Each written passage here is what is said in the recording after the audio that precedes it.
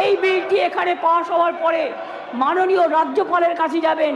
তিনি তাড়াতাড়ি এটা পাশ করলে এটা রাষ্ট্রপতির কাছে যাবে।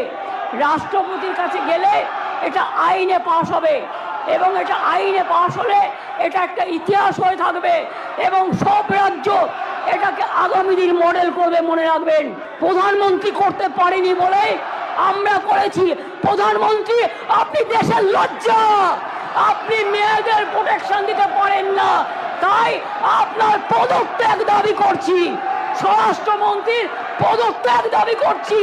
আর অপোজিশন লিডার গুলি চালাবার কথা বলেছেন, তাকেও পদত্যাগের দাবি করছি। আমি এইটুকু বলে সবাইকে ধন্যবাদ জানিয়ে আমার কথা শেষ করছি। অনেক অনেক ধন্যবাদ। জয় হিন্দ, জয় বাংলা। মেয়েদের জয় হোক, নারী শক্তির জয় হোক, অপরাজিতারা বিচার পাক, আরজি করেন দোষীদের